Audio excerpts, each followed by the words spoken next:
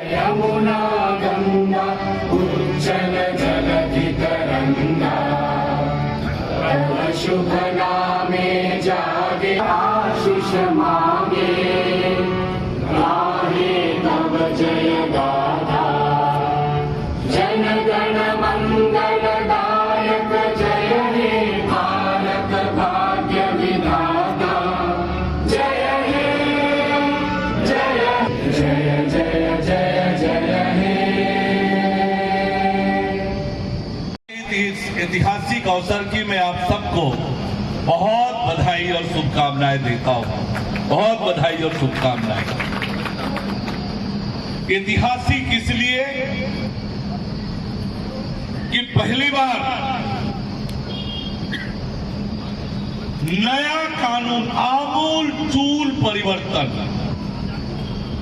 अब तक हमने देखा कि कानून में संशोधन होता है, सरकारें कानून में संशोधन करती है अपने हिसाब से, लेकिन पहली बार उस पुराने कानून को समाप्त करके पूरी तरह से नया कानून बनाने का काम इस देश में हुआ है। इसलिए आज का दिन इतिहास। आज रात को 12 बजे से ये तीनों कानून लागू हो गए हैं, इसलिए ये ऐतिहासिक दिन है। मेरा सौभाग्य है कि आपका ये भाई, आपका साथी, आपका बच्चा, कि मैं कानून से संबंधित 3 जो फोरम होते हैं वो तीनों फोरम का हिस्सा रहा हूं। कानून बनाने वाला, आपके आशीर्वाद से सांसद रहा, वकील रहा तो उस कानून की विवेचना करने वाला, और तीसरा आम नागरिक के नाते उन कानूनों के साथ चलने और उस कानूनों को पालन करने वाला। तो तीनों क्षेत्र का अनुभव ये मेरे लिए ये सौभाग्य का विषय है। और इसलिए कानून के बारे में, कानून के लिए आज जो का दिन है, आज का दिन ये बहुत अविस्मरणीय, ऐतिहासिक और देश को न्याय प्रणाली के लिए बहुत बड़ा आज का ये दिन है। मेरा सौभाग्य है कि 11 अगस्त 2023 के दिन जब संसद में ये कानून पारित हुआ तो वहां पर संसद सदस्य के रूप में लोकसभा में मौजूद हुआ था। इस कानून को पास कराने में मेरी भी एक भूमिका रही है, और इसलिए मेरे लिए आज का दिन बड़ा सौभाग्यशाली है।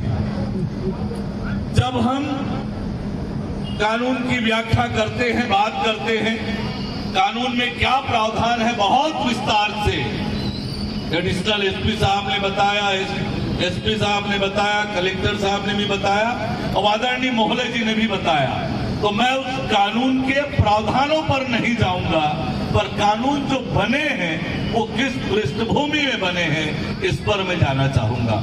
हमारे अधिवक्ता संघ के अध्यक्ष और सभी हमारे सम्मानीय अधिवक्ता साथी भी यहाँ पर मौजूद हैं। जब हम किसी कानून को बनाने का काम करते हैं तो कानून बनाने वाले के दिमाग में क्या चल रहा है, किस सोच से उस कानून को बनाया जा रहा है, ये बड़ा महत्वपूर्ण होता है। ठीक बोल रहा हूँ ठीकम भाई, राजमन भैया, ठीक बोल रहा हूँ? जैसे हम भ्रष्टाचार रोकने के लिए कानून बना रहे हैं, तो यदि मेरा एक उद्देश्य है भ्रष्टाचार हर हालत में रुकना चाहिए, तो मैं कानून उस तरीके से बनाऊंगा, प्रावधान उस तरीके से करूंगा। और इसलिए जब कानून बनाया जाता है तो कानून बनाने वाले के मन में उसकी सोच क्या है, किस उद्देश्य से वो कानून बनाया जा रहा है, ये बड़ा महत्वपूर्ण होता है। अब हमारा इंडियन पेनल कोड 1860, भारतीय दंड संहिता बनी 1860 में, ब्रिटिश गवर्नमेंट था। अब ब्रिटिश गवर्नमेंट की सोच क्या रही होगी कानून बनाते समय, किसके लिए बना था वो कानून? हम भारतीयों के लिए। बनाने वाला कौन? तो सोच में ही अंतर था। पर आज सोच अलग है। तो नीयत जो होती है, जो उद्देश्य होता है, अब इसी का उदाहरण मैं बोलता हूं आपको। तब क्या कहते थे, भारतीय दंड विधान, अब हमने क्या कर दिया, भारतीय न्याय संहिता। कोई पीड़ित व्यक्ति है, वो क्या बोलता है, वो ये नहीं बोलता है कि दंड दो, वो बोलता है साहब मुझे न्याय चाहिए, मैं न्याय के लिए आपके दरवाजे पर आया हूं। हमारी सोच क्या है, न्याय की सोच है, दंड की सोच नहीं है। ये अंतर है।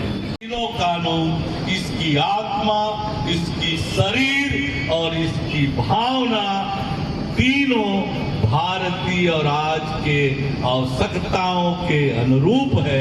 ये मैं आपसे कहना चाहता हूं। और इसलिए एक आमूलचूल परिवर्तन इस क्षेत्र में होने वाला है। रात को 12 बजे से ये कानून लग गया है।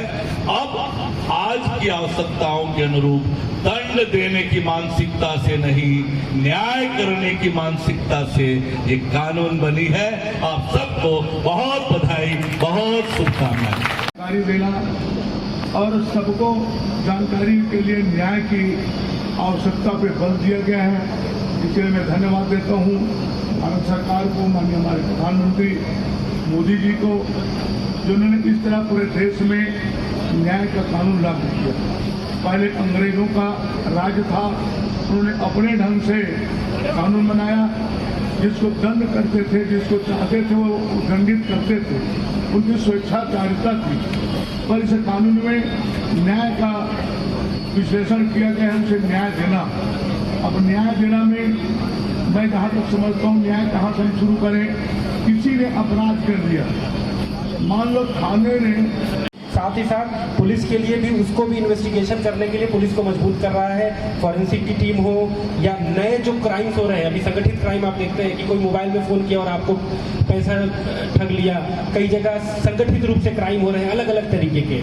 उसके लिए नया कानून में प्रावधान किया गया और उससे पुलिस को सशक्त किया गया है। और सबसे बड़ी बात सर, मैं पब्लिक सर्वेंट होने के नाते पब्लिक सर्वेंट के दृष्टिकोण से देखता हूँ कि एक अच्छा प्रोविजन जो हम लोगों के लिए किया गया सर, जनरली क्या होता था कि 10 साल पुराने केस में पता चल रहा है किसी तहसीलदार के ऊपर ऑनरेबल कोर्ट ने आदेश कर दिया कि उसके ऊपर FIR लॉन्च की जाए। Now in this law there is a specific provision which mentions कि in order for such an order to be passed, if such an order has to be passed by the honorable court, they will have to take into consideration report of a superior officer. समय कम है, आपको आगे जाना है। माननीय विधायक जी का भी मैं धन्यवाद करूंगा और बहुत अच्छे कार्यक्रम के लिए SSP साहब और उनकी पूरी टीम को बधाई दूंगा।